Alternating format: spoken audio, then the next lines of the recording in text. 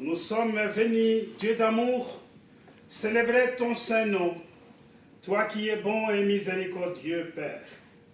Toi qui nous as donné toutes les bénédictions nécessaires, toi qui nous as conduits dans le chemin de la foi et dans le chemin de ce monde.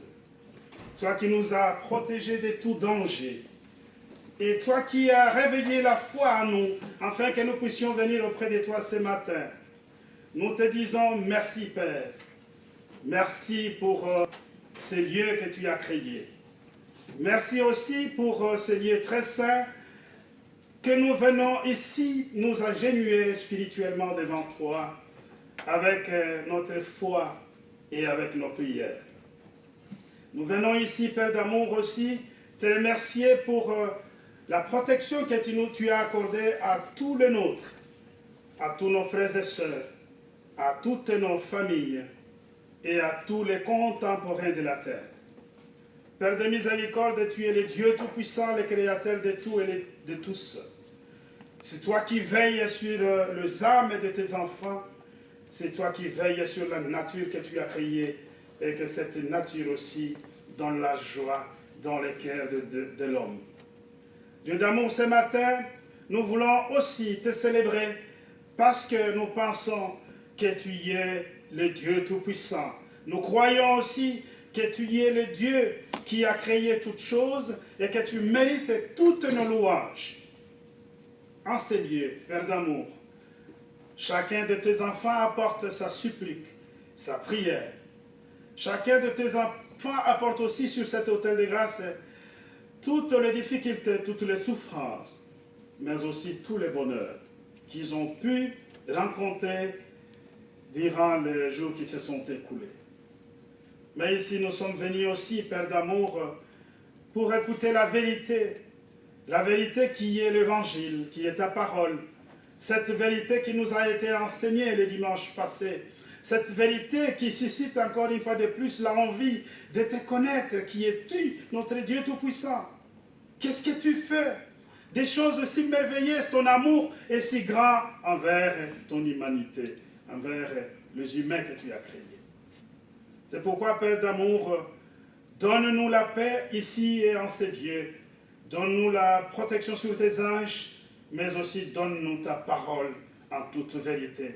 Afin que notre foi puisse être alimentée et que nous puissions satisfaire cette envie de comprendre notre Seigneur Jésus-Christ et le royaume qu'il est en train de préparer pour chacun d'entre nous.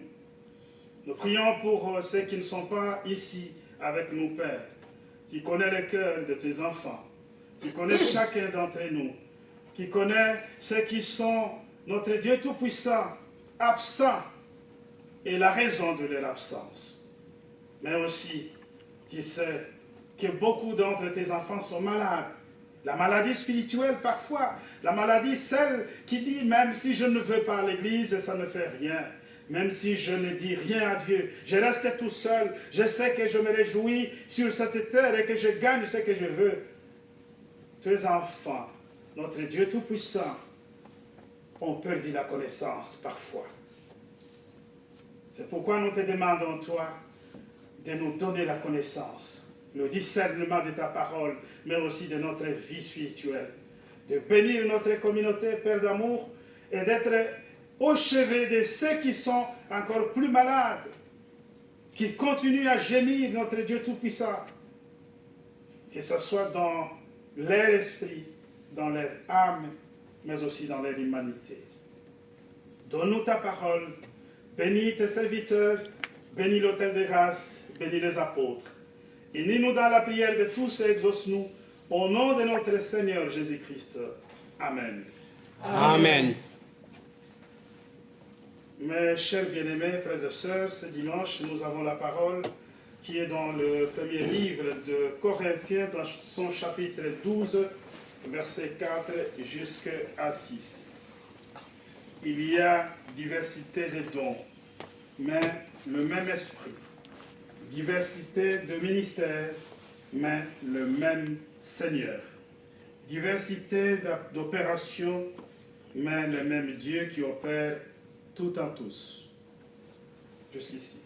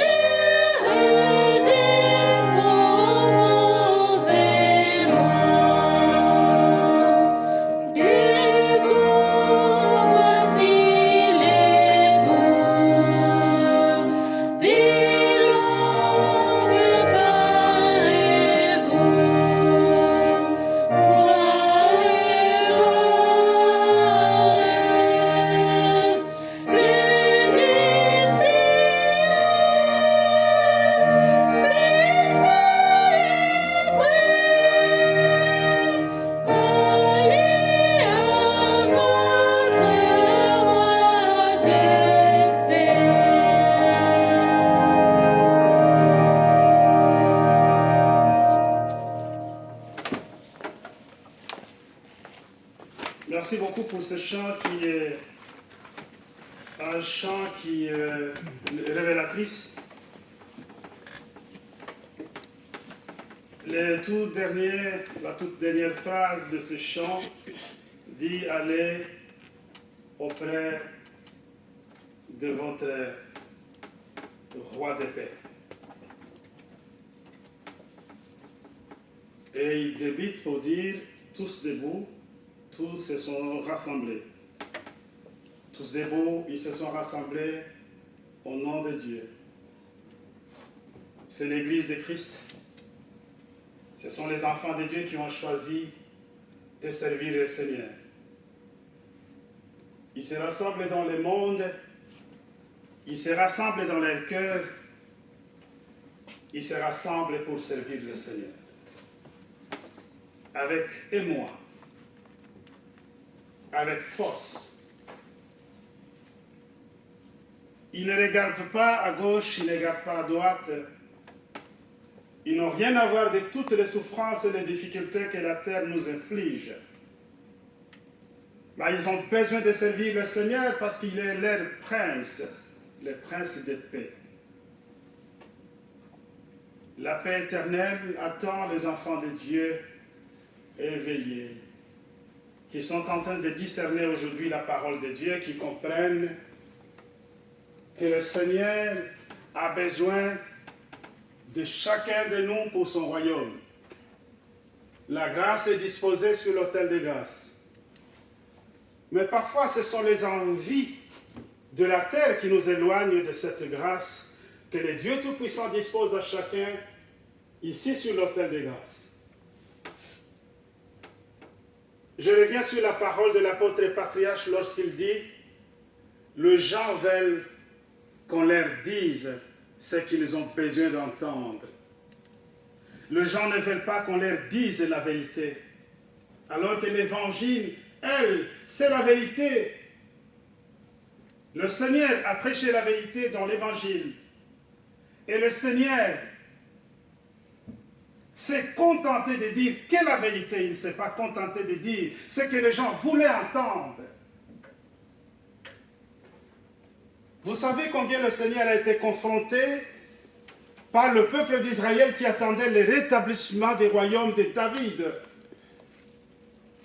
Ils pouvaient venir prêcher les enfants de Dieu, les Hébreux. Ils pouvaient leur venir prêcher le royaume de Dieu qu'ils ne voyaient pas avec leurs yeux, si ce n'était pas la vérité.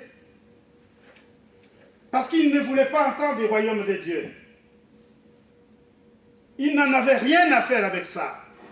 Ils avaient besoin du royaume, du rétablissement du royaume de David, qui était entre les mains des Romains, vous le savez bien. Quand on parle de Ponce Pilate et les autres, ils n'étaient pas les peuples juifs, c'était des Romains. Imaginez-vous, vous êtes envahis, vous êtes infiltrés, vous êtes gouvernés par les étrangers qui mettent la loi sur vous. Mais quelqu'un qui vient et dit « je viens vous libérer », et la libération ne concerne pas ce royaume ici qui a été envahi par les étrangers, mais il s'agit du royaume de Dieu qui est au ciel. Si c'était nous à cette époque, allions-nous croire à cette vérité du Seigneur? Parce que ce n'était que la vérité. Il n'était pas venu pour le royaume de David. Il était venu pour le royaume de Dieu. Qu'est-ce que les enfants de Dieu ont besoin d'attendre aujourd'hui? Qu'on leur dise, votre vie, elle est comme ça. Vous allez gagner beaucoup d'argent. J'ai même regardé sur la vidéo, pas plus loin que hier. Quelqu'un a posté le message comme quoi, lorsque tu dis Amen directement, ta journée elle est bénie et sur tout ce que tu cherches, tu vas déjà en avoir. Le travail, l'argent, la famille, le mariage. Ça, c'est la vérité que les gens veulent entendre. Mais ils ne veulent pas entendre la vérité de l'Évangile qui dit nous avons la foi en Jésus-Christ. Nous voulons servir le Seigneur, que ce soit dans les bons et les mauvais moments. Et les gens ne veulent pas entendre qu'on leur dise qu'un enfant de Dieu aussi peut souffrir. Ils veulent entendre. Dans les autres congrégations, là, on dit la souffrance a été portée par le Seigneur. Nous, on n'a plus de souffrance. On ne peut pas souffrir. Je me dis quelque chose dans la sacristie avec le prêtre. Quelqu'un qui prêchait, l'enfant de Dieu ne peut pas tomber malade parce que la maladie a été transportée sur la croix de Golgotha. 2 semaines après, on l'a retrouvé à l'hôpital lui-même. J'avais envie d'aller à l'hôpital poser la question à ces... Je ne l'appelle pas serviteur de Dieu parce que ce qu'il prêchait, ce n'était pas la vérité. Je l'appelle messieurs. Si la maladie a été transportée sur la croix de Golgotha, pourquoi il était malade sur le lit de l'hôpital? Vous voyez qu'il prêchait les choses que les gens voulaient entendre. Mais il ne prêchait pas la vérité. La vérité, c'est l'évangile. L'évangile, nous ne l'inventons pas. Le Seigneur prêche la vérité et le Seigneur dit, vous souffrirez comme moi j'ai souffert. Mais je serai avec vous tous les jours jusqu'à la fin. Je ne vous abandonnerai pas dans votre souffrance.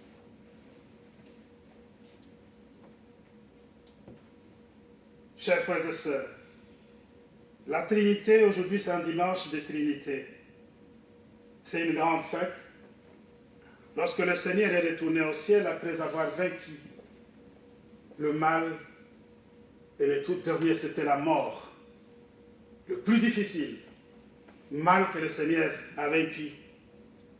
Et il a été ressuscité. Nous l'avons dit ici la fois passée. Si le Seigneur n'avait pas ressuscité, c'était même difficile à ses disciples de dire c'est lui. Et si ses disciples ne l'avons pas vu monter au ciel, ils ne pouvaient pas dire nous sommes témoins de ses actes. Parce que lorsqu'il mourra à Golgotha, ils ont fui, les pauvres. Lorsqu'on l'a enseveli, ils n'étaient même pas là. La Bible dit que c'était un certain Joseph qu'il avait enseveli.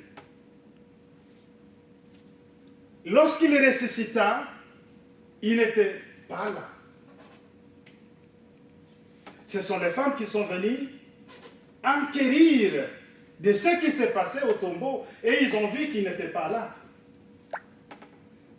Mais ils sont témoins de l'ascension de Jésus. Ils sont témoins de l'apparition au milieu d'eux lorsqu'il leur dit que la paix soit avec vous. Et justement, c'était une grande fête de Trinité divine dans les ciels. Parce que le Seigneur, Dieu Tout-Puissant, qui s'est révélé dans la création,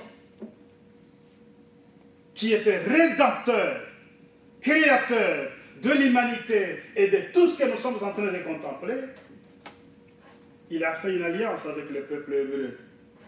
Je serai votre Dieu, vous serez mon peuple, et vous me servirez.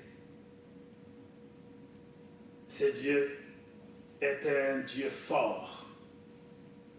Un Dieu vrai, le Dieu qui a créé cette terre. Mais lorsque le peuple s'est mis à faire ce que nous savons de l'Ancien Testament, alors le Dieu Tout-Puissant a pris toutes les initiatives. Et il a envoyé son Fils unique pour sauver l'humanité qui était dans la perdition. Le Seigneur est venu. C'était la révélation de Dieu auprès des hommes. Que les hommes ont vu un Dieu vivant. Ils ont vu celui qui disait, mais pourquoi vous cherchez le Dieu qui est loin de vous? Je suis auprès de vous. Il y avait d'ailleurs Philippe qui avait posé la question, mais tu parles toujours de ton Père. Mais montre-nous ton Père. Il a dit, depuis tout ce temps que je suis avec vous, vous ne savez pas, vous ne connaissez pas mon Père. Philippe, c'est lui qui m'a vu, il a vu mon Père. Ça voudra tout simplement dire que Dieu s'est révélé en Jésus-Christ. Et Dieu s'est révélé à Jésus-Christ aussi dans sa prédication, dans sa manière de faire les choses. C'est vrai que le Seigneur a pris le corps humain pour souffrir comme nous souffrons, comme ce peuple de l'ancien temps aussi souffrait. Ils étaient dans les péchés. Et le Seigneur a accepté de prendre le corps pour souffrir. Et il a vaincu toutes les difficultés. Et il a prêché la bonne nouvelle. Et il a donné la possibilité à tous ceux qui étaient perdus de venir auprès de lui et aussi de se préparer pour les royaumes à venir.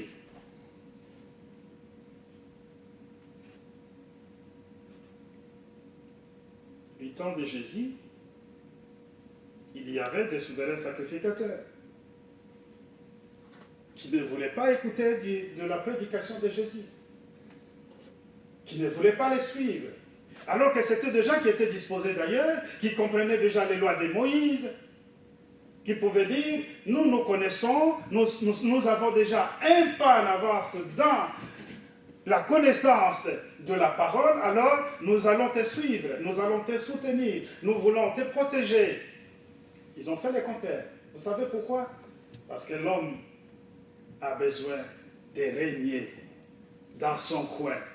L'homme a besoin d'être plus grand que les autres. L'homme a besoin de ne pas regarder la vérité en face. L'homme a besoin de cacher certaines vérités pour que le mensonge prime sur la vérité. Et les mensonges étaient quoi? La méchanceté des hommes. C'était tout le temps la culpabilité sur les autres. C'était tout le temps, il faut observer, il faut respecter les lois de Moïse. Sinon, on vous amène devant les souverains sacrificateurs qui ordonnent, dans la plupart des cas, qu'on vous lapide. Et ça, c'était la vérité auprès d'eux à travers le Seigneur. Ils ne l'ont pas suivi. Le Seigneur est allé prendre les gens, un à un. Il les a mis auprès de lui. Il les a enseigné la vérité. Il leur a dit, vous avez la parole véritable. Vous avez la parole véritable. Mais je sais aussi que grâce à cette parole véritable, vous serez poursuivis, maltraités, tués voire même. Mais ne vous en faites pas. Parce que la vérité est telle que vous faites tout cela pour le royaume qui est à venir, qui est aussi votre royaume. Chers bien-aimés, chers frères et sœurs, imaginez-vous quelqu'un qui vient auprès de vous, qui vous dit, écoutez, vous êtes pécheurs, dans le cas de Pierre et les autres, laissez des péchés, vous me suivez, vous allez prêcher, mais sachez-le que vous n'aurez pas facile. On va vous maltraiter, on va vous battre, on va vous tuer.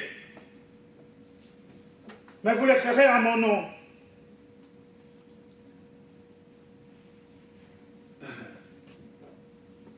Non. Il y avait quelque chose dans la prédication du Seigneur qui donnait l'envie d'être auprès de cet homme.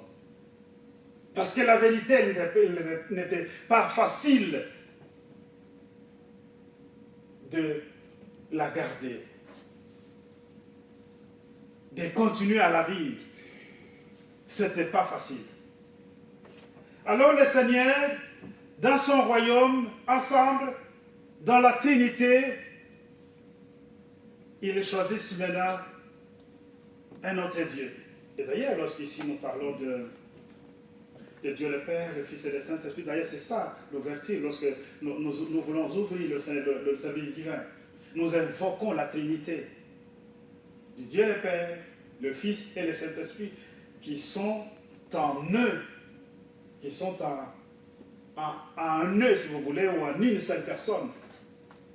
Alors ils envoient le Saint-Esprit qui vient aussi prêcher la vérité, qui vient éclairer, qui vient montrer le chemin, qui vient leur donner la force de ne pas avoir peur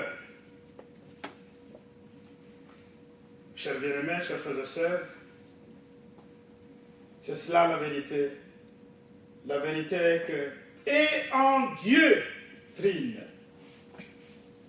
Lorsque cette personne est toujours soumise dans la volonté du Seigneur, il a toujours ces dons-là. Et ce sont des dons qui ne viennent pas à chacun. Ce sont des dons, chacun de nous, tel que le dit ici l'apôtre Paul aux Corinthiens, que dans l'Église, ensemble, chaque frère a un don.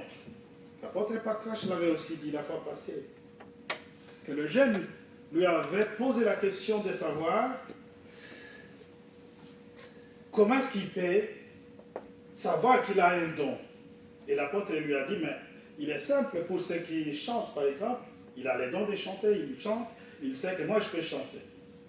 Il rentre dans la chorale. Mais pour les autres, qu'est-ce que vous deviez faire? L'apôtre Patriarche a dit, vous devriez vous adonner au Seigneur, vous devriez vous approcher plus du Seigneur, et la manifestation de votre don va être effective plutôt. Vous verrez que le don qui est en vous, qui est enfoui en vous, va maintenant surgir à flot. Nous avons des sœurs, par exemple, qui font beaucoup d'actes dans l'église. On ne leur demande pas. On a vu qu'on a déjà fait et on dit merci. Nous avons des frères qui viennent dans certaines de nos communautés demander des questions, mais est-ce que je peux faire ça? Ici, nous avons des exemples, je peux le donner, sans avoir peur de me contredire. Le diacre Balandaï nous avait posé la question une fois, est-ce que je peux amener l'orgue à l'église, cher père? Je dis, mais oui, avec volontiers. Dieu va te bénir, nous avons l'orgue. Mais pourquoi est-ce que nous ne pouvons pas vanter que c'est un don que Dieu lui a donné, de voir là où il y a une faille, par exemple, là où il y a quelque chose à donner, il peut le faire. Mais lorsqu'on regarde, il n'a pas assez de moyens. Mais pourquoi il l'a fait? Parce que c'est son don. Il a vu, il a remarqué, il a donné. Excusez-moi pour cet exemple que je prends comme ça, à la volée. Je ne veux pas vous frustrer. Mais je l'ai pris pour vous montrer que les dons sont divers, comme nous avons dit. Et ces divers dons, ces dons qui sont dans la diversité, voilà, c'est ça les mots que je cherchais.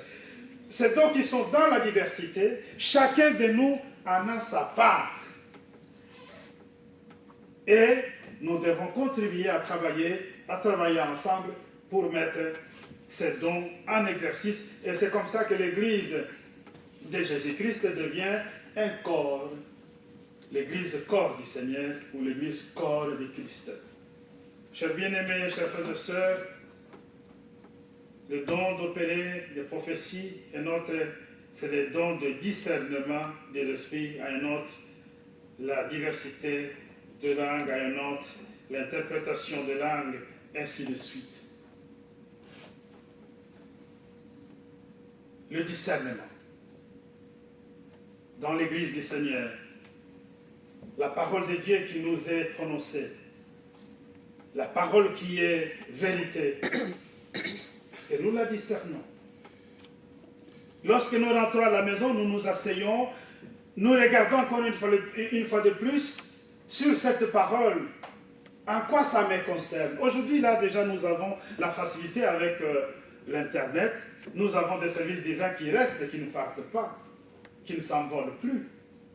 Et quand on rentre à la maison, si on n'a pas été attentif ou attentif sur un certain nombre de points, on a le temps de révisionner et de réécouter et de comprendre les messages et aussi de capter certaines paroles qui nous concernent. Chacun de nous en a. Même une seule. Personne ne vient à l'église qui est appelé par Dieu, qui n'a rien à écouter, qui n'a rien à entendre, qui n'a rien à retenir. Tout le monde a quelque chose dans la prédication de l'Évangile. C'est pourquoi, chers bien-aimés, chers frères et sœurs, laissez que cette parole, à travers la fête de la Trinité divine, en ce dimanche, puisse ancrer dans vos cœurs jusqu'au retour du Seigneur. Amen. Amen. Je vais appeler le prêtre Campassel et je le dis déjà, il était en train de préparer sa veste. Et la chorale peut nous donner un chant, s'il vous plaît. Je vais changer.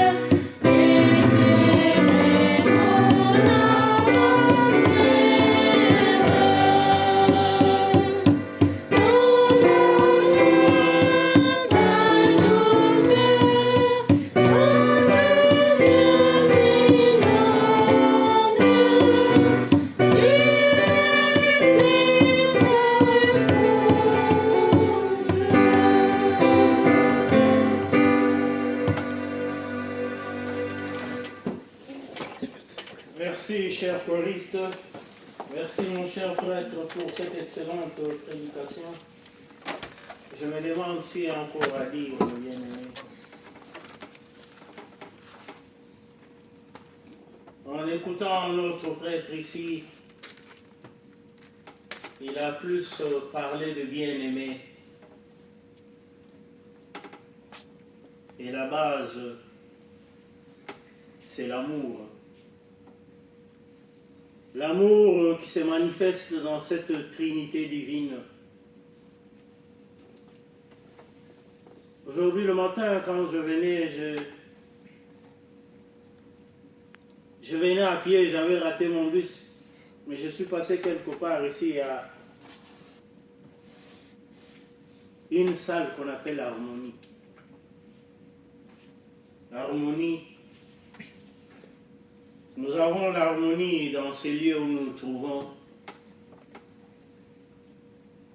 Nous avons l'harmonie dans la chorale. Nous avons l'harmonie à l'autel et il y a des fleurs qui sont placées. Et la plus belle manière, c'est placer en ordre. Et tout l'ensemble fait beau. C'est ce que notre Seigneur Jésus-Christ est venu. Il est venu apporter l'évangile. En traduction simple, c'est la bonne nouvelle. La bonne nouvelle, les gens là où ils sont, ils ont envie de vivre en entente, dans l'ordre et à le règlement, le respect de l'autre. Nous, quand on apprenait à l'école, on nous apprenait un cours qu'on appelait civisme. Et comment vivre en société, comment vivre en famille. Et cette famille de notre Seigneur Jésus-Christ, il est allé nous préparer une place pour qu'un jour nous puissions nous y retrouver. Et là, ça sera juste la paix. Mais quand nous venons ici à l'église, mes bien-aimés, on revient encore à ces termes de base. Nous devons commencer par pratiquer le savoir-vivre ensemble. Le savoir-vivre dans notre école, le savoir-vivre dans notre maison. Ainsi, nous faisons la joie de notre Père Céleste. Ce qu'il dit, l'amour du prochain. L'amour du prochain. Quand on a de l'amour envers le prochain, on l'excuse quand il fait des erreurs. On le pardonne quand il fait des péchés. On vient le soutenir quand il est malade. Quand on a quelque chose, on partage avec lui. Moi, des fois, je vois des enfants ici en Europe, ils se servent dans tout un plat et ils grignotent tout simplement après, ils jettent le reste.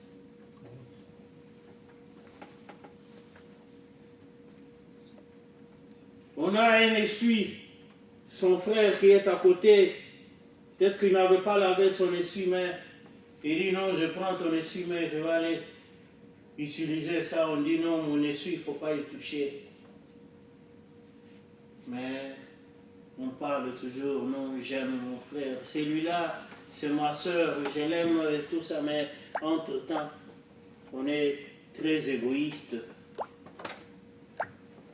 On est juste à côté, on a autant de mégas. Parce que moi, je raisonne encore au Congo. Là, il n'y a pas de crédit dans le téléphone, ils appellent méga. Il faut bien le gérer, mais ils savent au moins partager avec celui qui est à côté de lui. C'est ça l'unité. L'unité doit se faire en pratique. Même dans nos maisons, à un certain moment, on voit le mal que chez l'autre qui est à côté. Commençons d'abord là où nous vivons. La charité bien ordonnée commence par soi-même. Donc commençons d'abord à mettre de l'ordre dans le cercle familial. Dans notre communauté, nous venons ici. Moi, à un certain moment, quand j'étais chez moi au Congo, quand on allait nettoyer dans la maison de l'autre, on disait, on appelait celui qui allait faire ces tâches-là, on l'appelait domestique. Mais ici, on l'appelle technicien de surface, expert en torchon. C'est ça, c'est les dons. Il y a celui qui sait essuyer le banc ici, c'est un don. Quand tu le fais avec joie. La décoration ici, ce n'est pas beau. Alors, ce sont des dénigrer celui qui est à côté de nous. C'est ça le défaut. Quand on pense à l'unité, on considère chacun avec plus de valeur. S'il fait une faute, on voit déjà derrière lui sa version améliorée. Il va s'améliorer. L'espérance, c'est comme ça prend dans la Bible. Ne soyons pas ceux qui ont les bics rouges tout le temps pour corriger les autres. S'il faut peut-être lui donner des conseils, on lui donne des conseils, on dit avec douceur. L'unité finira par s'établir. Mes bien-aimés, le Père, le Fils et le Saint-Esprit travaillent en harmonie. Il n'y a pas, on ne cherche pas la concurrence. C'est ce que nous apprenons ici pour qu'un jour, dans cette patrie, que le prince de la paix est allé préparer pour nous, que nous puissions y être à l'aise et y être acceptés. C'est seulement quand nous pratiquons de l'amour sans distinction. Nous avons les soucis de l'autre pour qu'il puisse aussi s'améliorer. Si l'autre est malade, nous aussi on est malade. Notre prêtre nous l'a rappelé ici. Nous faisons partie du corps du Christ. Moi j'ai mon corps ici. J'ai les mains, j'ai ma tête, j'ai les oreilles. je ne donne pas plus d'importance à l'hymne de partie. Parce que tout l'ensemble fait un travail pour que je puisse quitter chez moi jusqu'ici. Et haïr les yeux qui regardaient pour me montrer là où il y a l'adresse. Et là où j'allais. Et haïr mon cerveau qui avait un peu retenu les numéros de ces lieux. Et les pieds qui ont marché. Tout a contribué. Alors maintenant, qu'est-ce que je vais dire? Je vais dire dans cette unité de mon corps en disant non, ce sont les pieds qui ont travaillé, la tête n'a pas travaillé, rejeter une partie. Non, nous formons tous un corps du Christ. Que chacun mette un peu le don que Dieu a mis en lui pour la contribution de cette œuvre. Ainsi, cet ensemble va avancer de l'avant. Cette œuvre va aller de l'avant. Nous avons les Diables Rouges ici, l'équipe nationale belge. Nous avons les Léopards, c'est l'équipe nationale congolaise. Nous avons les Palanca Negra, c'est l'équipe nationale angolaise. Il y a tant d'équipes. Mais quand les joueurs sont en train de jouer, on ne voit pas tout simplement les numéros 9 en disant quand il y a une victoire, quand on donne les médailles à la fin, s'ils ont gagné la coupe, on donne les médailles à tout le monde. On ne dira pas que c'est le numéro 9 qui a marqué, parce que s'il était tout seul sur le terrain, il n'aurait pas gagné ce match. Il y a le gardien de but, il y a les réservistes qui est à côté, qui attend peut-être quand il y a un choc et tout ça, il va rentrer, c'est l'ensemble de l'équipe. Soyons soudés, mes bien-aimés. L'exemple de l'unité nous est donné par le Père Céleste lui-même, et nous tous, nous devons être soudés, avancer tous ensemble dans l'amour et dans l'harmonie.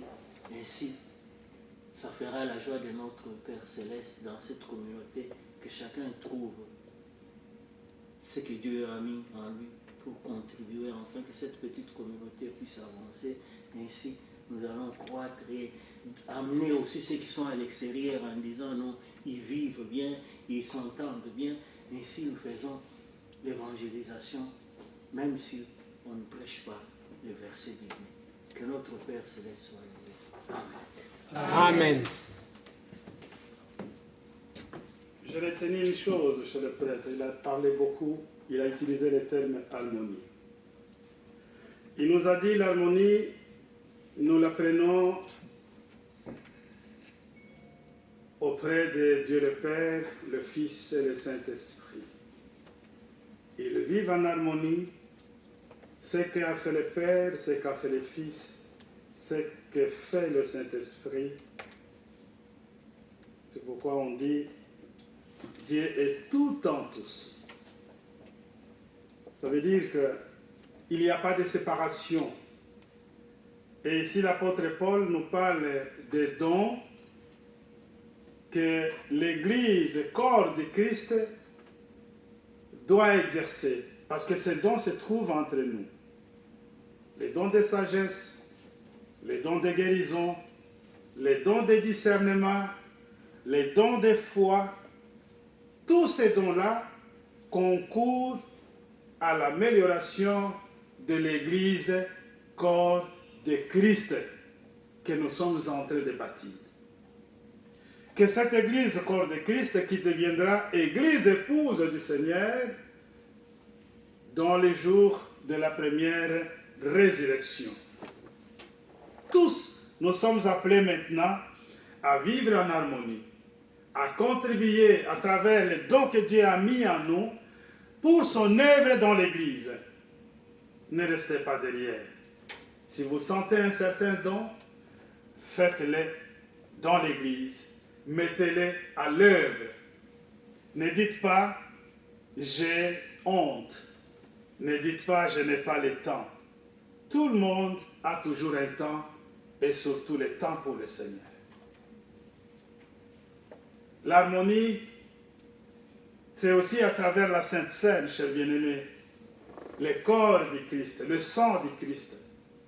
Ce sacrement que nous nous joignons ensemble, main dans la main, pour pouvoir le célébrer en mémoire du Seigneur, en mémoire de son sacrifice, mais aussi en mémoire de tous ces dons que le Seigneur a mis à nous pour que le jour du Seigneur, permettez-moi la tautologie, pour que le jour du Seigneur, nous puissions avoir l'aptitude de monter au ciel.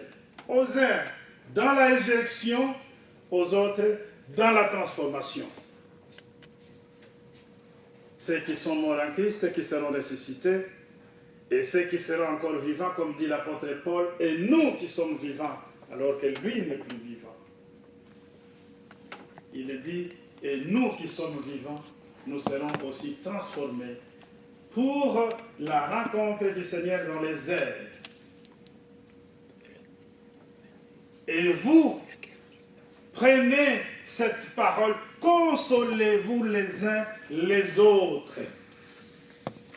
L'apôtre Paul dit, prenez cette parole, ne la jetez pas dans la poubelle, ne la mettez pas dans vos tiroirs, mais consolez-vous à travers cette parole les uns aux autres. Parce que la parole de Dieu, qui nous rappelle du sacrifice du Seigneur, qui nous rappelle de tous les dons qu'il a mis en place pour l'Église qui est appelée corps du Christ, qui nous rappelle notre vie éternelle qu'il est allé préparer au ciel, alors ça doit nous motiver. Ça doit nous donner la force. Et encore une fois de plus, ne dites pas que ça, moi, je ne sais pas faire. Ça, moi, je ne peux pas faire. Faites-le. Quand vous essayez pour la première fois, vous verrez que vous serez capable de bien faire la seconde fois, la troisième fois, et vous le ferez mieux encore plus dans l'avenir. Chère Église, corps du Christ, je vous exhorte, à travers la prédication d'aujourd'hui, que vous avez des dons qui sont enfouis en vous, que ces dons ont besoin de travailler dans l'œuvre de Dieu. Chacun amène son don dans l'œuvre de Dieu. Petit soit-il, c'est toujours nécessaire. Le prêtre a donné l'exemple ici de la déco, du nettoyage. Je parlais de la chorale qu'avait dit l'apôtre patriarche. Mais je parlais aussi des autres dons que nous avons tous. Prophétie, discernement. Nous ne comprenons pas tous la même chose dans la parole de Dieu. Il y en a qui discernent encore vite. Il y en a qui sont un peu lents de comprendre. Mais nous qui discernons vite la parole de Dieu, qu'est-ce que nous en faisons? Est-ce que nous sommes là pour aider les autres? Nous gardons ça pour nous-mêmes? Nous discutons de la parole de Dieu lorsque nous quittons l'église? Ou nous parlons tout simplement de notre travail, de ce qui a marché, de ce qui n'a pas marché? Ou nous parlons des réseaux sociaux, de ceux qui ont fait beaucoup de fric, de ceux qui disent, moi je viens tout simplement parce que chaque fois lorsque je ne viens pas, on dit, mais pourquoi tu n'as pas été à l'église? Le Seigneur, lui, voit tout le monde. Le Seigneur ne voit pas tout simplement notre face, il voit notre cœur. Il sonde les reins et le cœur, dit la Bible. Ce qui est enfoui dans le cœur, c'est ce que le Seigneur voit. Et il connaît mieux que nous-mêmes. Il nous connaît mieux que nous-mêmes. Que la Sainte Seine aussi nous donne la communion, l'union, la force de vivre ensemble en tant qu'Église, corps de Christ. Amen. Amen. Nous chantons les cantiques 23 pour la repentance.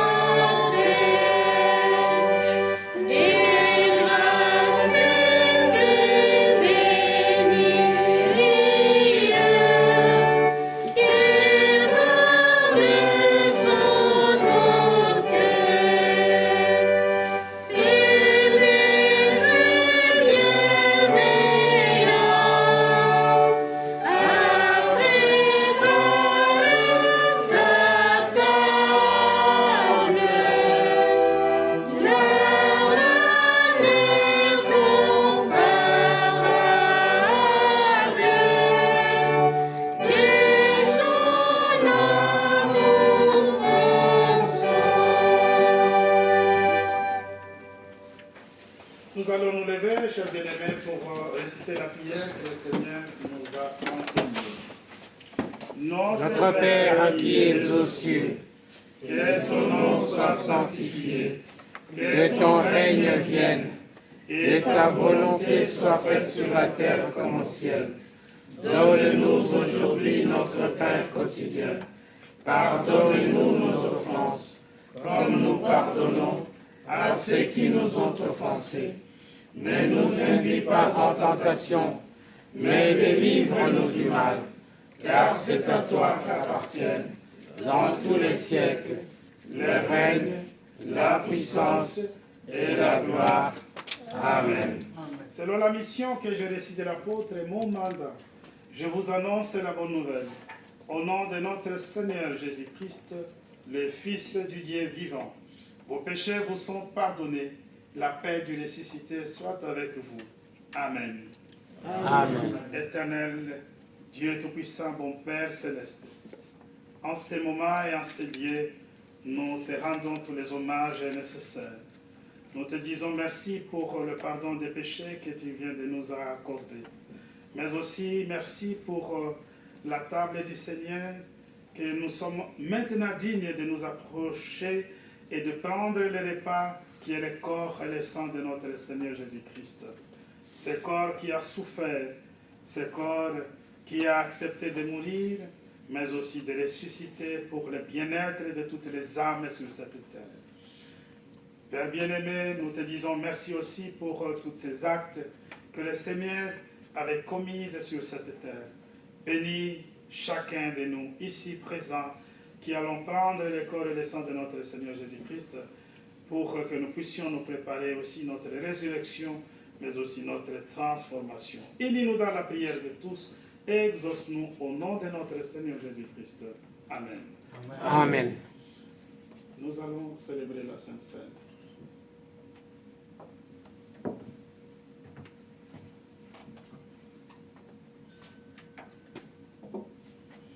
La table du Seigneur est prête. Au nom de Dieu, le Père, le Fils et le Saint-Esprit, j'ai consacré le pain et le vin pour la Sainte Seine, et j'y dépose le sacrifice unique de Jésus-Christ, valable en toute éternité. Car le Seigneur prit du pain et du vin, rendit grâce et dit, « Ceci est mon corps qui est donné pour vous. Ceci est mon sang, le sang de la nouvelle alliance, qui est répandu pour beaucoup pour le pardon des péchés. Mangez et buvez, faites ceci en mémoire de moi, car toutes les fois que vous mangez ce pain et que vous buvez ce vin, vous annoncez la mort du Seigneur jusqu'à ce qu'il revienne. Amen. Amen. Le corps et le sang de Jésus sont donnés pour toi. Amen.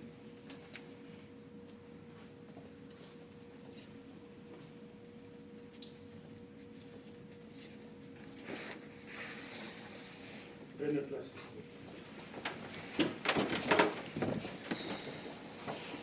Le corps et le sang de Jésus sont donnés pour toi. Amen. Le corps et le sang de Jésus sont donnés pour toi. Amen. Pour la Sainte Seine, nous chantons les cantiques 171.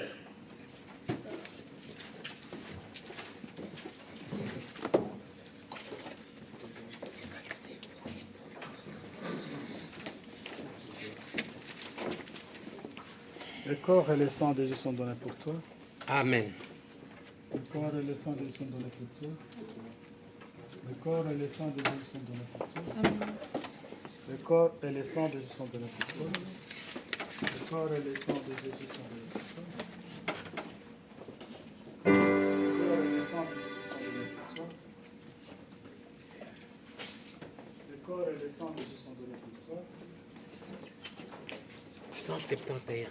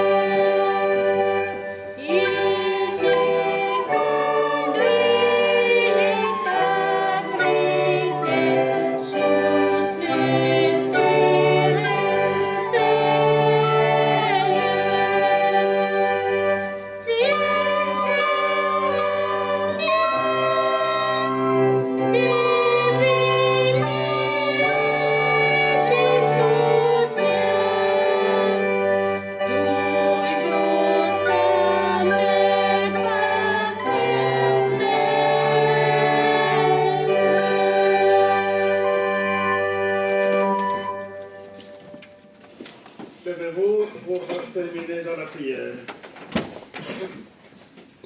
Éternel, mon Père céleste et Dieu de toute bonté, ce dimanche, nous sommes venus auprès de toi, Père d'amour.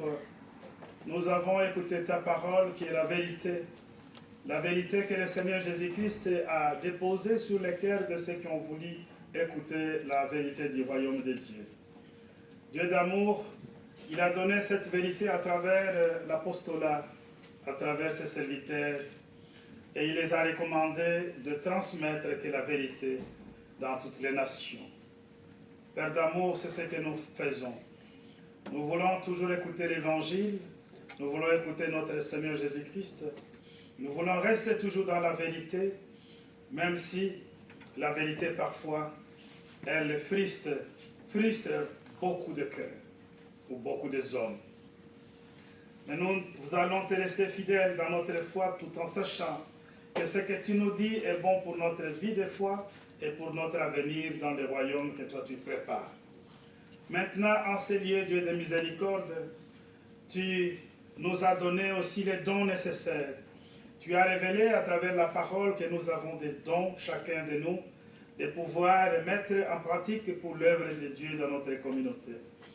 Donne-nous le courage de pouvoir discerner aussi ces dons-là. Donne-nous la sagesse de pouvoir les faire mieux, mais aussi de pouvoir être là auprès de ceux qui en ont besoin. Bénis ton Église et bénis ta communauté, Père d'amour. Donne-nous la protection des anges sur le chemin du retour. Nous prions pour nos frères et sœurs qui sont malades. Nous prions pour ceux qui sont dans les zones de combat difficiles à vivre. Nous prions, Dieu d'amour, pour ceux qui partent dans le monde de l'au-delà. Et nous savons que toi, tu es le Dieu de tout le monde. Et nous savons que là aussi, tu as érigé un lieu où s'amassent toutes ces âmes pour le jour du Seigneur. Faites en sorte, Dieu d'amour, que ta miséricorde les accompagne aussi. Console les âmes attristées. Bénis tes serviteurs, bénis les apôtres, bénis notre apôtre patriarche adjoint, celui qui a tant monté sur la présidence de l'Église apostolique mondiale l'année prochaine. Nous avons besoin aussi que tu lui dotes de beaucoup de connaissances, parce que l'Église en a besoin, mais aussi de beaucoup de bénédictions pour sa vie naturelle et spirituelle. Unis-nous dans la prière de tous, Dieu d'amour. Donne-nous mieux et plus que nous pouvons te demander en parole. Bénis aussi les offrandes de tes enfants. Au nom de notre Seigneur Jésus-Christ. Amen. Amen. Que la grâce de notre Seigneur Jésus-Christ, l'amour de Dieu le Père et la communion du Saint-Esprit soient avec vous tous. Amen.